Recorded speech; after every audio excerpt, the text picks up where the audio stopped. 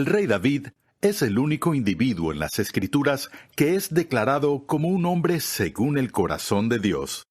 No hay literatura en toda la Sagrada Escritura que revele una sensibilidad más profunda que nos permita ver con claridad el alma de un hombre de Dios, que suspira por Dios como el ciervo anhela las corrientes de agua, como vemos en los poemas de David.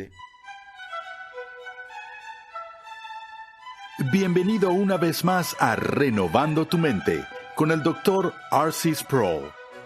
Hoy presentamos el 15º capítulo de nuestra serie titulada Del polvo a la gloria. David es el rey más famoso de Israel. Era un guerrero valiente, un vigilante intrépido, un poeta apasionado, un músico reconfortante y un rey brillante. Sin embargo, este poderoso hombre de Dios fue también un luchador despiadado, un adúltero lujurioso, un asesino egoísta y un padre distante.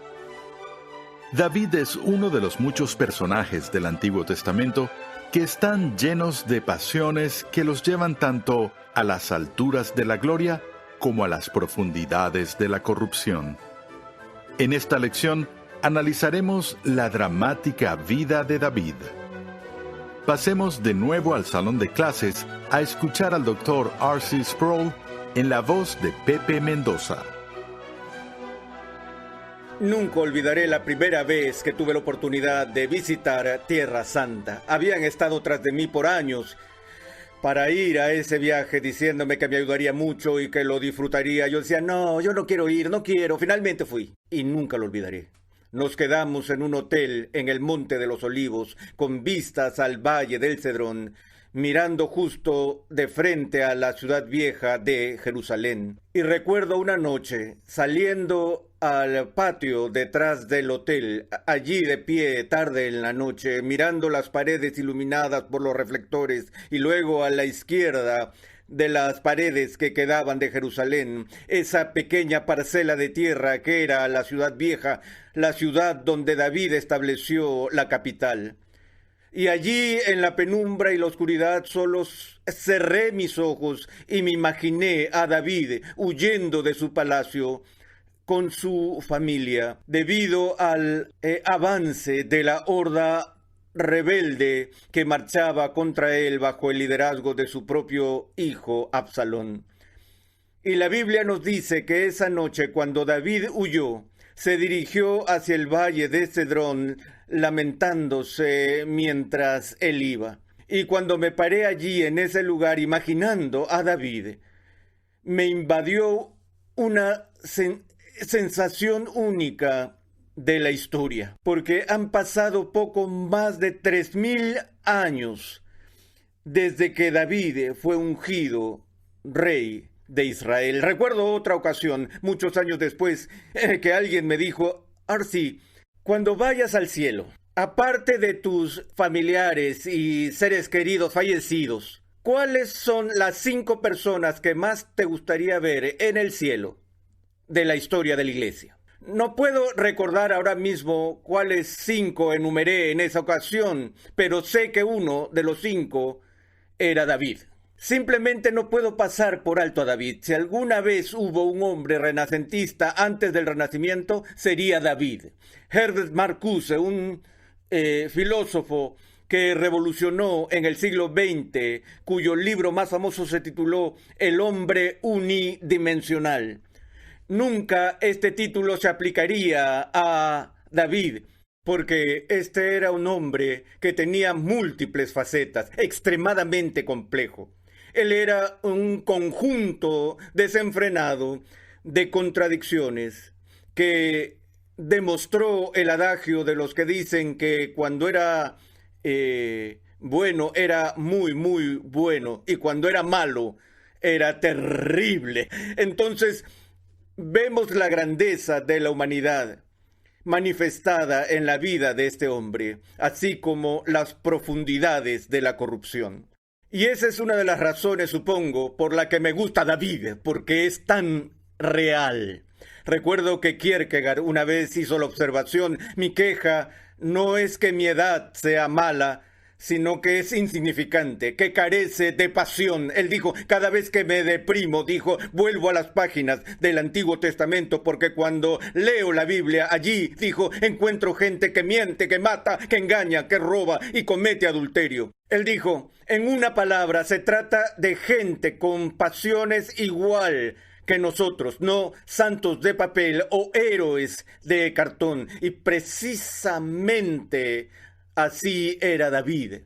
Nos quedamos la última vez con la aparición de la monarquía y el primer rey, que fue Saúl, y vimos cómo Saúl empezó con un ascenso meteórico de esplendor, pero pronto degeneró en corrupción de todo tipo, donde no solo fue invadido por la locura, por los celos y por la rabia contra David, sino que recurrió a la consulta de hechiceros, visitando a la divina de Endor y cosas así.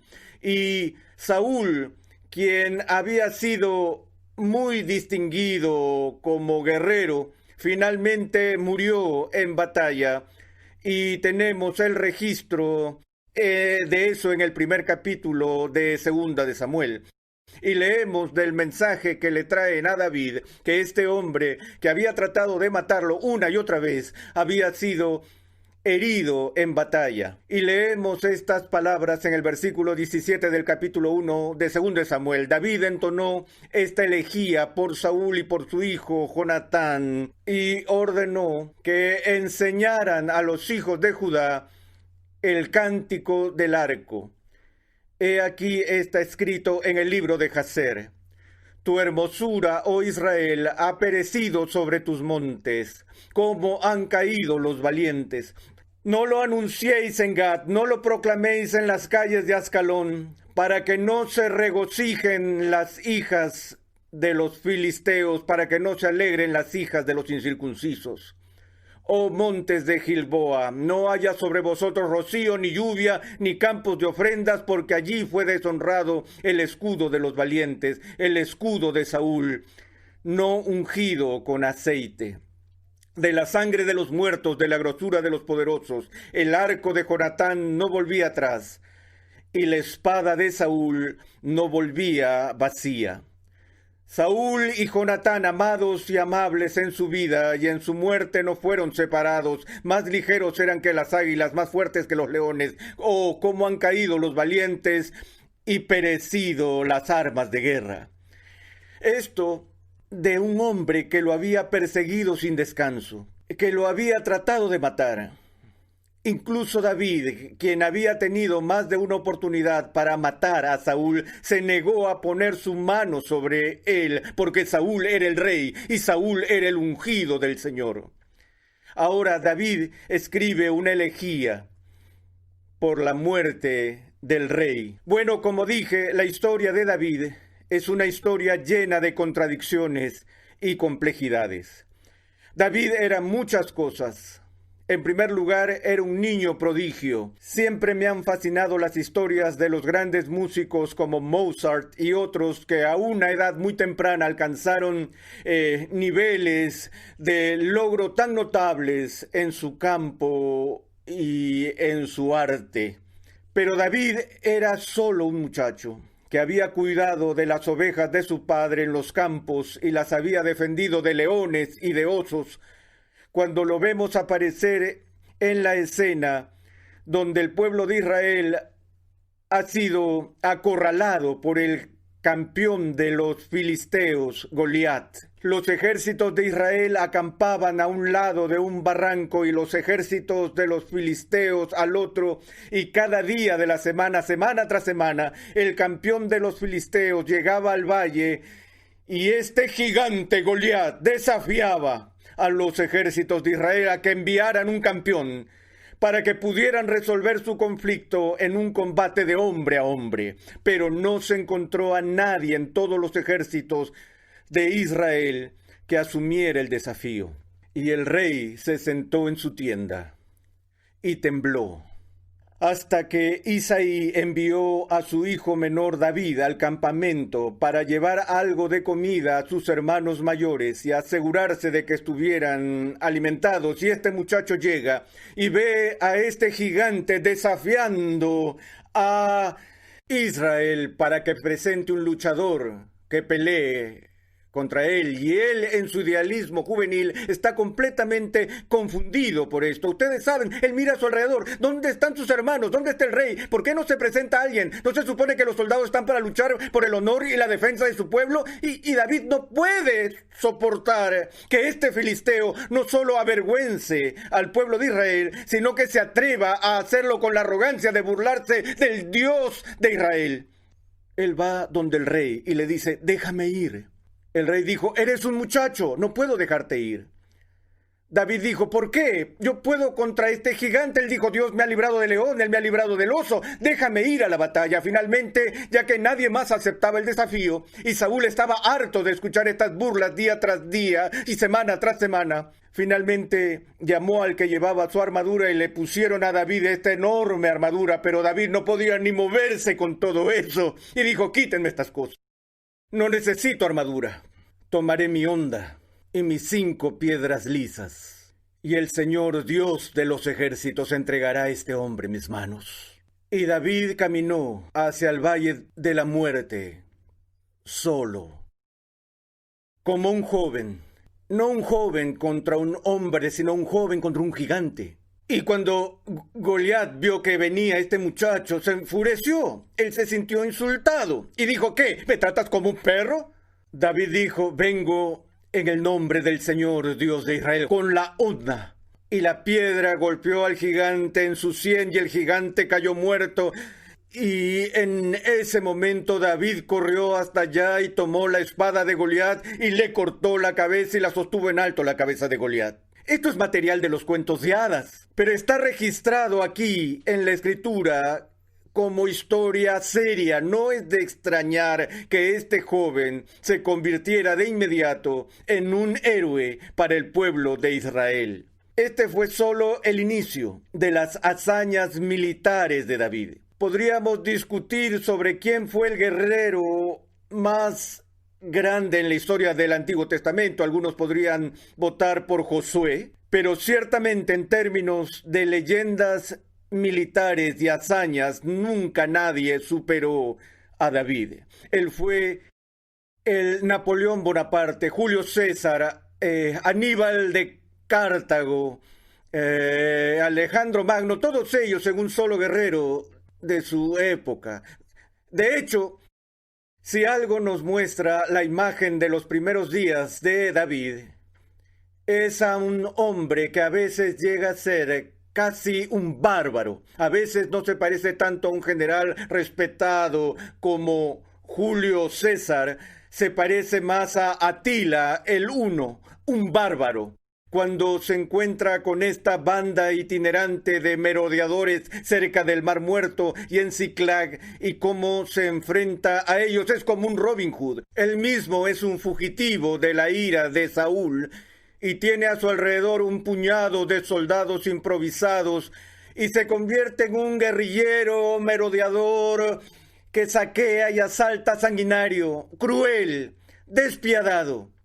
Si leemos solo esta porción de la vida de David, uno se pregunta cómo la Biblia podría afirmar que este era un hombre conforme al corazón de Dios. Sin embargo, además de ser un guerrero y un bandido, descubrimos que también era un hombre extremadamente sensible, que tenía el espíritu y el corazón de un poeta y de un músico. David tendría que ser el poeta con laureles de Israel. Y el fruto de su producción literaria llega hasta nosotros en los Salmos. No hay literatura en toda la Sagrada Escritura que revele una sensibilidad más profunda que nos permita ver con claridad el alma de un hombre de Dios que suspira por Dios como el ciervo anhela las corrientes de agua, como vemos en los poemas de David. Y no solo tenía este don literario. de la creatividad, sino que se distingue como un músico. De hecho, es tan competente como músico que este es el único lugar donde fue recibido en el palacio por el trastornado rey Saúl. Porque cuando Saúl tenía sus ataques de depresión, melancolía y delirio, enviaría por David, y David vendría a tocar su lira. Y mientras tocaba, la música era tan hermosa que tranquilizaba al demonio enfurecido dentro de Saúl.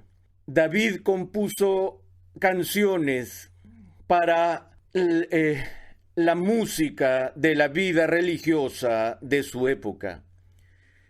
Pero además de ser un prodigio, un guerrero, un bandido, un poeta y un músico, quizás David es más recordado por ser el rey. De hecho, el símbolo supremo de la realeza en el Antiguo Testamento, y qué rey que era él.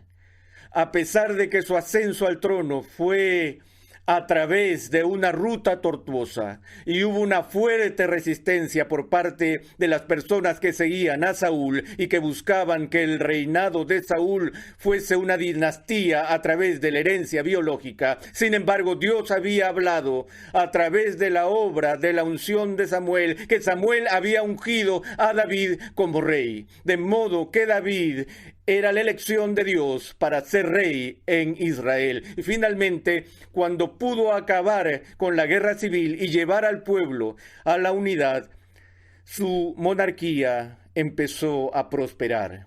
Recuerdo que cuando estaba haciendo un doctorado en Holanda en los años 60 y vivía a las afueras de Ámsterdam e iba a la escuela en la ciudad allí, a los holandeses les gustaba hablar sobre el siglo XVII. Quiero decir que parecía que nunca dejaban de hablar del siglo XVII. Y tenían a todos los guías turísticos de la casa de Rembrandt y contaban las historias de la magnífica producción de arte que salió de ese pequeño país. En un breve periodo de tiempo, en el siglo XVII, este pequeño país, que siempre era amenazado con ser cubierto por el mar, gobernó el mundo con comercio y con la fuerza del transporte marítimo. Por eso los holandeses llaman a ese periodo su Edad de Oro. Hubo una Edad de Oro en Grecia, una Edad de Oro en Roma, una Edad de Oro en Holanda, pero también hubo una Edad de Oro en esta pequeñísima nación que era una franja de tierra uniendo los 3 continentes en el Medio Oriente. La Edad de Oro en Israel fue durante la monarquía davídica. Pues David, cuando llegó al poder, conquistó todas las naciones alrededor de Israel que amenazaban su seguridad. Él extendió las fronteras por primera vez desde Dan hasta Beerseba. Instituyó el periodo de mayor prosperidad en su historia. Y no solo fue un rey fuerte y un rey benévolo, sino que fue un administrador extremadamente capaz, lo cual es muy inusual cuando tienes a estos luchadores poéticos y carismáticos. Era un diplomático maestro. En realidad fue una idea genial tomar esta ciudad recién conquistada, que había pertenecido a los jebuseos, y que después de haberla conquistado, en lugar de mover su capital al norte o al sur para satisfacer las partes que rivalizaban, el Real Madrid y el Barcelona de Israel, decidió situar su capital en un lugar nuevo y estableció la sede de su gobierno, la sede de su monarquía, en Jerusalén. Jerusalén, Jerusalén, la ciudad de la paz, así la llamó. Había sido llamada la ciudad de pan, y ahora esta ciudad se convierte en el símbolo de la presencia de Dios. En esta ciudad que se establecerá el templo.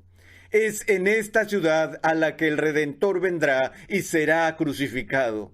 Este es el monte de Sión. Esta es la ciudad que los judíos todavía dicen todo el tiempo el otro año en Jerusalén.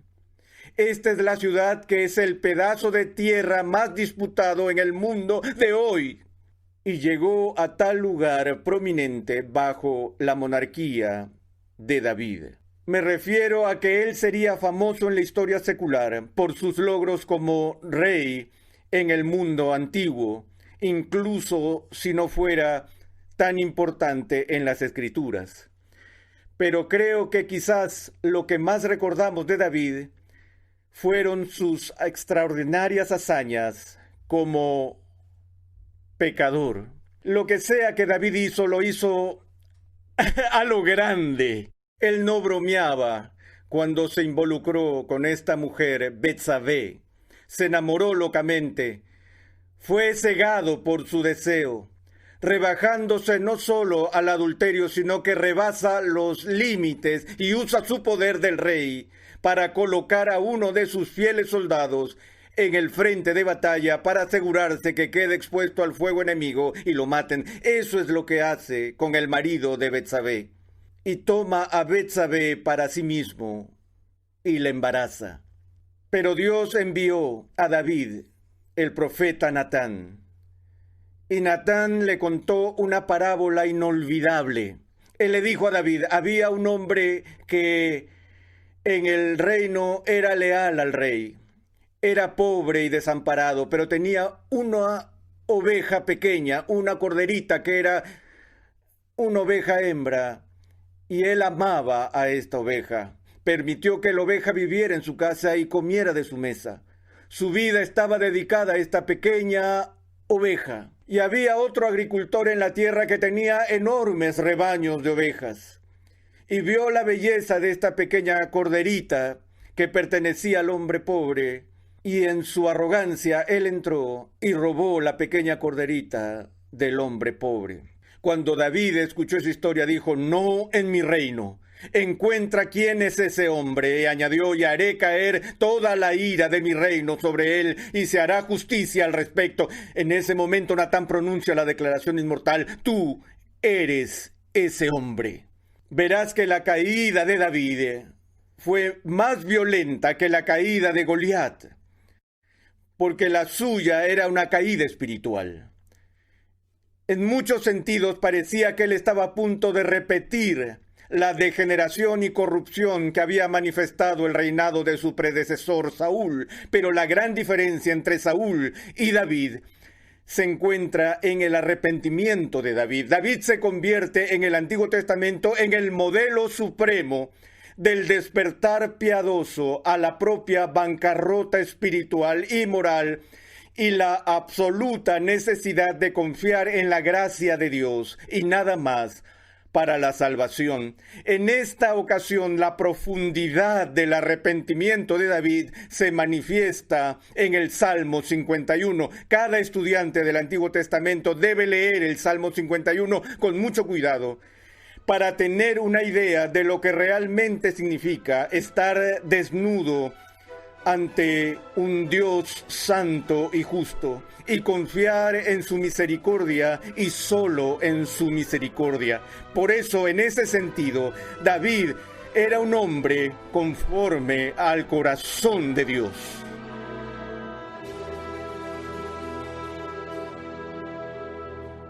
El rey David, un hombre conforme al corazón de Dios, fue el símbolo supremo de la realeza en el Antiguo Testamento. Pero al mismo tiempo fue un pecador extraordinario. A pesar de sus complejidades y contradicciones, David nunca pierde su inclinación por el arrepentimiento. Él estaba profundamente consciente de su bancarrota espiritual y de la necesidad de la gracia de Dios. El reino de Israel y la casa de David alcanzaron sus mayores alturas durante el reinado de Salomón. Sin embargo, en la cúspide de su sabiduría y poder, Salomón permitió que su corazón se alejara del Señor.